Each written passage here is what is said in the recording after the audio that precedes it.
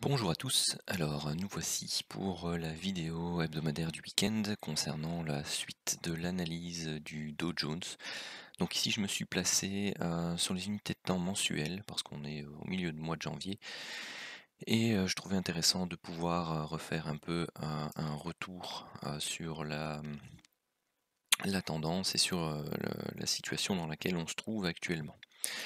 Donc on travaille pour le moment cette zone-ci, donc dans les décomptes d'unités de temps inférieures, donc avec notre 3 entre parenthèses rose qui est ici, et le travail de ces différents zigzags, enfin de ces différents swings, ou comme vous voulez, creux et sommets, où on se pose la question de savoir si notre vague 4 se termine ici et si on est dans une séquence euh, très haussière en cours de formation comme c'est indiqué ici, donc en faisant une première vague 1, une vague 2, une seconde vague 1, une seconde vague 2 et de nouveau une vague 1, une vague 2 et où là on travaille la vague 3 bleue. Ou si on a notre vague 3 rose qui est ici et on a des corrections en zigzag de type A, B, C, D et on recherche une E pour un triangle en expansion, ou alors on a une petite a, petite b, petite c pour une vague W, une correction en A, B, C, D, E pour le triangle qui est ici, et on recherche donc ici une vague, une sous-vague C pour aller rechercher donc un flat en expansion, donc on aurait un W, un X et un Y. Ici. Donc ça, ce sont les deux scénarios baissiers potentiels suivant la structure qui se dégage actuellement. Et on a un scénario haussier qui, lui, pour le coup, est vraiment très très bullish, dans le sens où tout simplement on arrive ici au niveau mensuel sur des zones d'extension Fibonacci qui sont relativement intéressantes. Pourquoi? Eh bien tout simplement parce que si on travaille ici donc en marron la projection depuis ce point-là de la première vague 1, et bien vous voyez qu'ici on atteint une zone des 100%, sachant que pour une vague 3,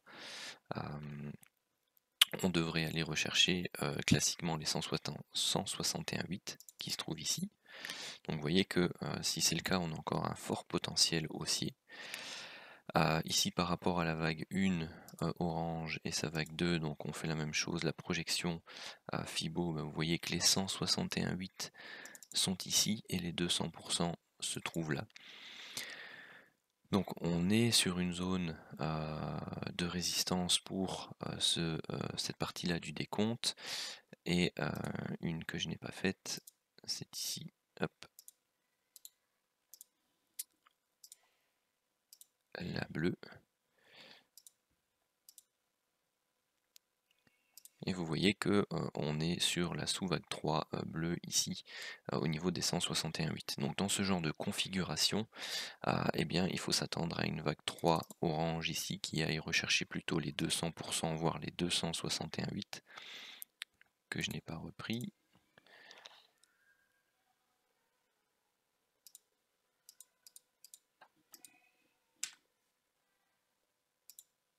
Hop, voilà. Et donc vous voyez qu'on a de nouveau cette zone des 32 350 à 32 000, 33 000 qui est en target pour donc notre vague 3 orange ici. Ce qui signifie que si on vient rechercher cette zone-là, qu'on latéralise, eh bien on irait rechercher effectivement pour cette vague-ci, la vague 3, la zone des 200% au niveau du move. Alors les 261,8 en rose que vous voyez ici, c'est tout simplement ceci. Donc c'est par rapport à ce sommet-là. Donc on a notre correction, on vient reprendre ici le point bas. Donc vous voyez hein, le point bas plus ou moins historique ici. Enfin historique depuis les années 70. Vous venez le reporter au point haut de la première vague. correction en flat, le point bas, vous avez ici les 100%, les 200% et les 261,8.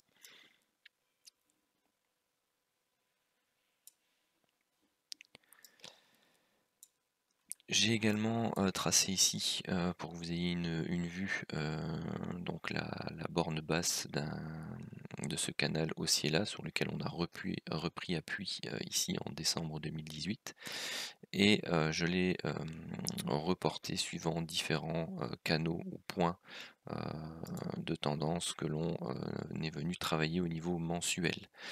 Et vous voyez que ça peut définir différentes zones. Donc vraiment celle-ci est très importante ce mois-ci. On a vraiment une zone assez large dans laquelle on peut avoir des réactions relativement importantes. Une première qui arrive ici pour notre sous-vague 3 bleu, une deuxième qui arrive là pour notre sous-vague 3 orange, voire un peu plus haut si jamais elle est beaucoup plus puissante que ce que l'on attend, et ainsi de suite. Donc vous voyez que le scénario haussier est relativement intéressant à travailler, d'autant plus que si on vise cette zone pour notre vague 3, eh bien on a une vingtaine, entre 15 et 20% de hausse, ce qui au final n'est pas si énorme que ça pour une année de trading sur les indices, voire une année et demie à 2 ans. Donc voilà, donc il faut se méfier. On a deux scénarios potentiels baissiers qui peuvent se mettre en place, mais qui pour l'instant, eh bien tout simplement, il n'y a aucun signal clair, que ce soit sur les unités de temps mensuelles ou hebdomadaires, qui nous donne ce sens baissier. Donc soyons prudents dans nos tactiques de short swing, et faisons attention au scénario très haussier qui peut nous emmener sur des niveaux des 35 000 points finalement assez relativement facilement. Parce que si vous regardez la courbe, et on la voit déjà passer sur les réseaux, mais vous êtes sur une courbe dont la pente augmente fortement. Et donc on peut avoir ce dernier rush jusque là avant d'avoir une stabilisation et une latéralisation, un peu comme on a eu sur le Bitcoin par exemple ces derniers temps. Donc le Dow Jones, de manière un peu plus lente, un peu plus construite dans le temps, eh bien prend tout doucement la même forme. Donc soyons prudents et attentifs à ces types de signaux. Vous voyez que les dernières bougies mensuelles, eh bien, elles sont relativement importantes et ne donnent pas de signe de faiblesse. Donc on a des bougies d'hésitation, mais qui sont tout de suite invalidées derrière. Donc ce mois-ci n'est pas encore terminé, on est à la moitié. Donc voyons, attendons la fin du mois de janvier pour interpréter donc cette bougie-ci, si jamais elle explose tout ça, ou si jamais justement elle réagit et elle nous fait un magnifique doji avec une longue jambe haute. Ça, ce serait un magnifique signal d'alerte où on pourrait s'attendre à une latéralisation pour la poursuite du scénario haussier, ou tout simplement une alerte baissière pour prendre le short swing baissier qui au minimum devrait aller rechercher ici la zone des 21 520. Donc voilà pour le mensuel sur le CFD Dow Jones. Donc voici la vue hebdomadaire que l'on travaille actuellement, et donc il reste pour l'instant le décompte auquel je donne plus de probabilités, mais ces probabilités sont en train de se réduire très fortement compte tenu de l'impulsivité que l'on retrouve ici au niveau de donc de cette impulsion-ci. Bon, actuellement, je vais effacer celui-ci. Bon, il n'a pas effacé le bon. Voilà.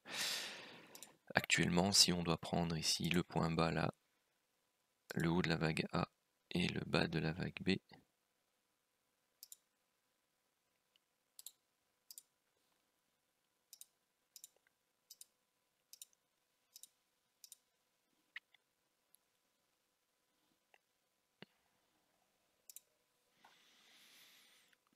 vous avez ici les 61,8 qui ont été donc traversés. Donc qui est la zone la plus classique lorsqu'on a un triangle en expansion de ce type pour aller rechercher la vague C. Je vais même mettre celle-ci qui nous rajoute un niveau supplémentaire dans le cluster Fibo qui arrive ici. Donc vous voyez que cette zone finalement donc entre les 29 300 et les 29 200 est une zone de résistance où vous avez vraiment des clusters Fibo mensuels, hebdomadaires, enfin sur les décomptes on va dire très long terme, moyen long terme, donc vous avez vraiment un regroupement ici, ce qui signifie que bien tout simplement soit vous allez arriver dans une zone où les vendeurs vont se manifester pour tout simplement entamer notre grande vague correctrice, soit ils vont se manifester pour avoir une latéralisation dans cette zone-ci, avant de repartir à l'achat pour valider et poursuivre donc le scénario haussier. Donc les semaines et les jours qui viennent seront vraiment importants au niveau de la structure de prix qui va se créer, soit dans cette zone-ci, soit en explosion avec le pullback. Donc ce sont des semaines qui vont être relativement intéressantes à analyser. Et durant lesquelles, eh bien, tout simplement, il faudra faire attention et peut-être travailler avec une exposition un peu moins importante, que ce soit dans un sens ou dans l'autre. Au niveau journalier, donc voici où on en est. Donc on est toujours dans ce canal haussier bleu dont le sommet arrivera donc si c'est lundi autour des 29 550, si c'est mardi autour des 29 600. Donc vous avez un point ici qui est de nouveau très intéressant en termes d'information, voire à nouveau le suivant qui se trouve un peu plus haut par là au niveau des 29 775. Donc ici pour l'instant on fait une hausse, on corrige, on fait une hausse, donc est-ce qu'on fait une sous-vague 1, sous-vague 2, sous-vague 3, latéralisation, sous-vague 4, sous-vague 5 pour une dernière vague 1, 2, 3, 4 et 5 avant d'entamer une correction plus importante, parce qu'on travaille toujours notre sous-vague 5, entre parenthèses noires ici, de notre potentiel vague C bleu ou sous-vague 3, dont je vous ai parlé tout à l'heure. Hein. Donc ils ont tous les deux la même configuration pour le moment, et c'est le type de correction qui va nous donner vraiment la direction du marché à venir pour les semaines, voire les mois qui suivent. Donc on arrive vraiment à nouveau dans une zone, et ça se voit au niveau de toutes les unités de temps, relativement importante. Une vue donc différente sans décompte au niveau du cash.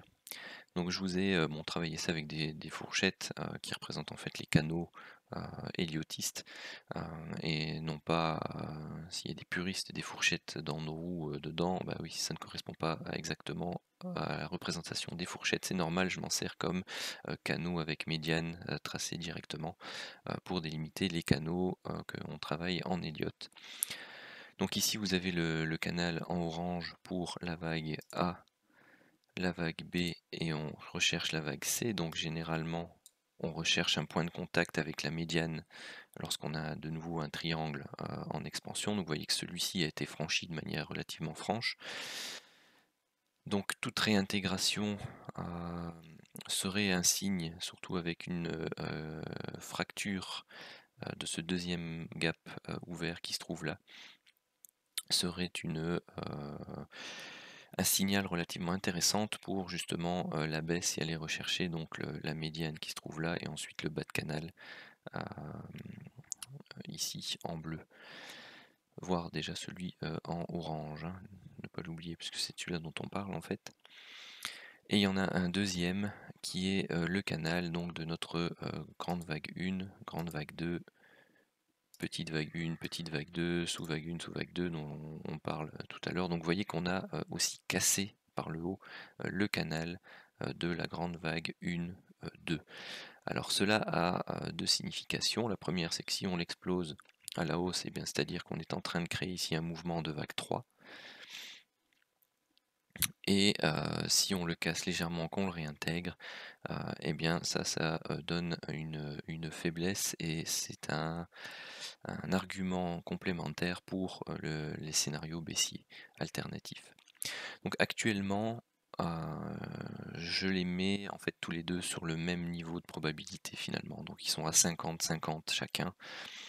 Et c'est vraiment les semaines à venir qui vont pouvoir nous aider dans la validation de l'un ou l'autre des trois scénarios en fonction des structures de prix qui vont se mettre en place.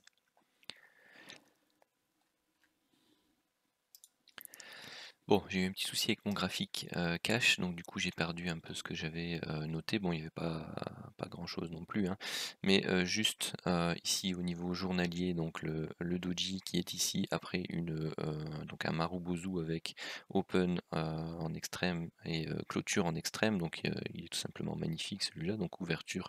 Donc on a un gap qui est resté ouvert ici, donc on a une ouverture qui n'a pas été retravaillée parce qu'on n'a pas de mèche, et on a une clôture au plus haut, et ensuite derrière donc on a une petite bougie d'hésitation ici.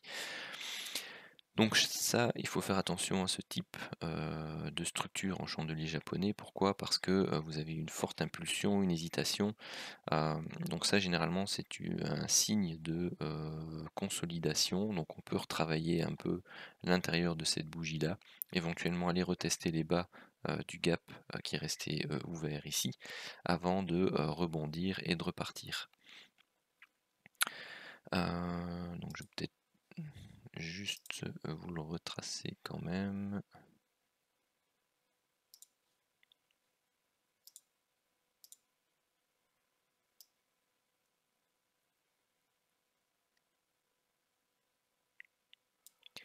N'oubliez pas de prêter attention à ce canal aussi ici, hein. Donc vous voyez qu'on arrive ici autour des 29 500.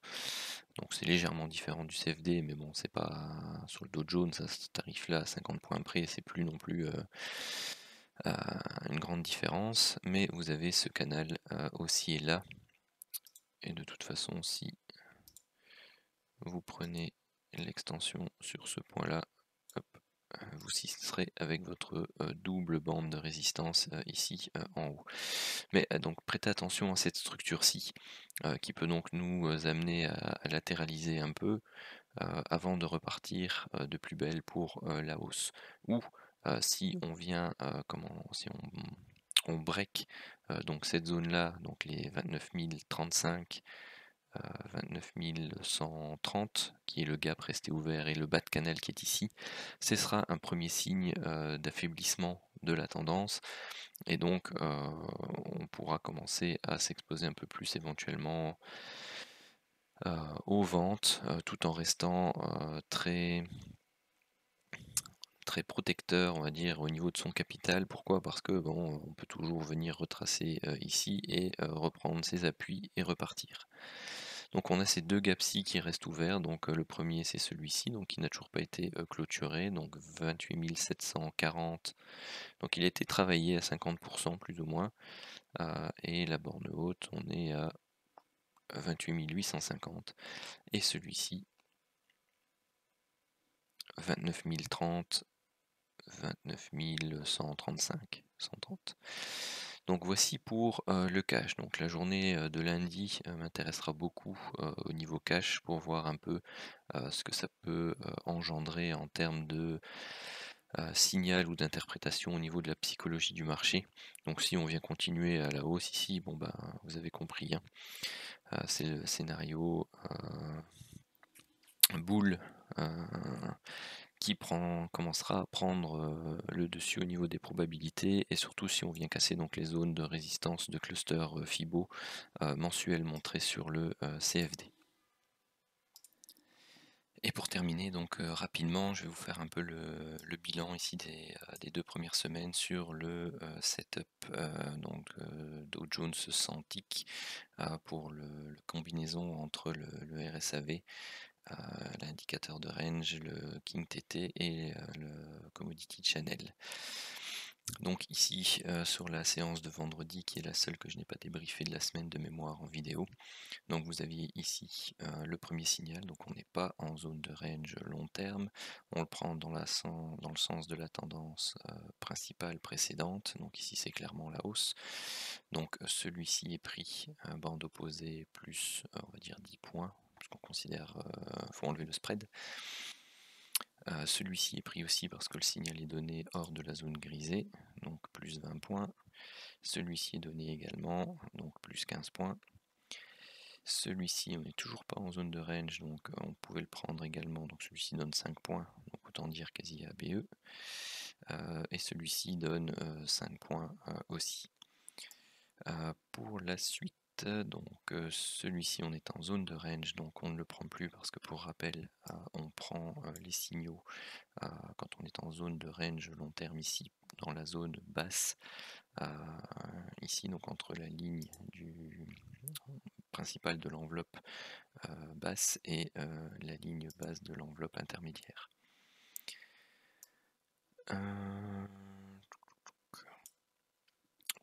Oui, et ce que je voulais dire aussi, c'est que ici, voilà, donc on pouvait avoir une belle divergence ici.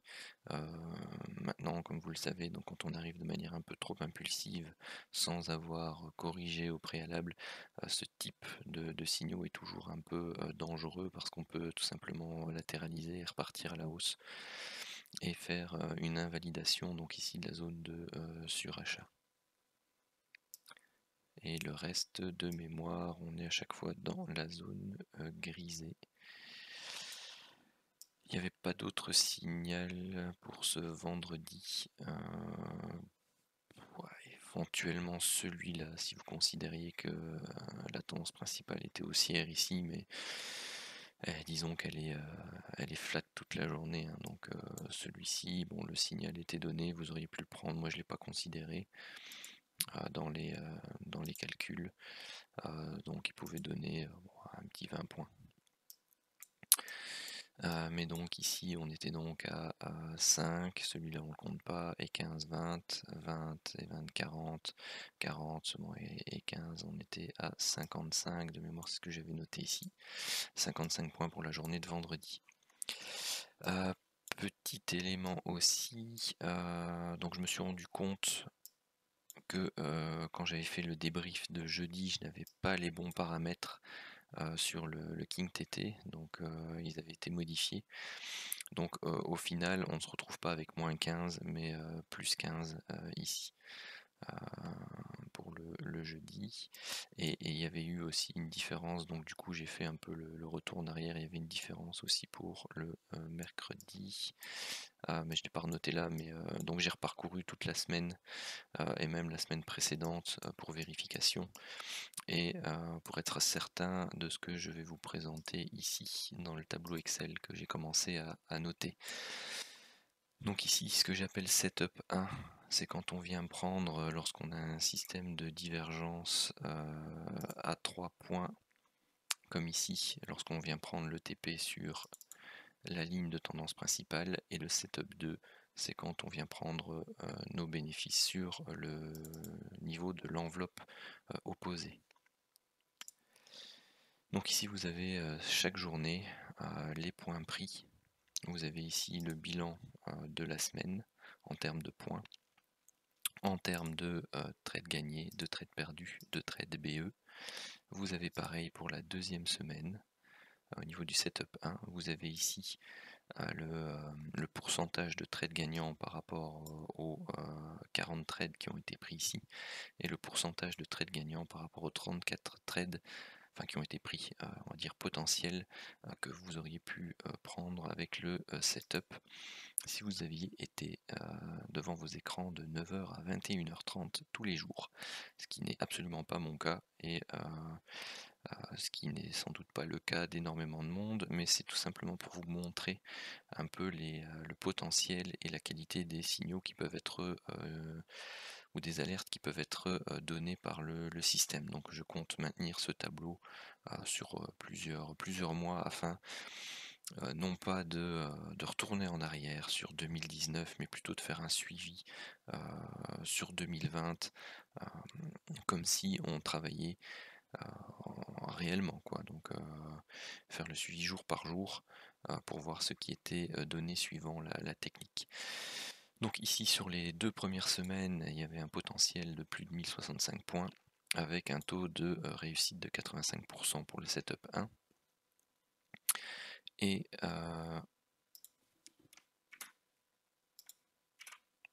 voilà, comme ça il est mis également. Pour le setup 2, donc on avait un potentiel ici de 1480 points pour un taux de réussite de 78 donc vous voyez qu'on a un bon 35 en plus de gains en prenant un peu plus de risques, c'est-à-dire en laissant tout simplement courir un peu plus nos positions, c'est-à-dire qu'on se retrouve plus souvent à BE. Donc il y a 5 trades qui se sont retrouvés à BE qui n'étaient pas ici. Mais vous voyez que ça paye parce qu'on a des gains qui sont plus importants.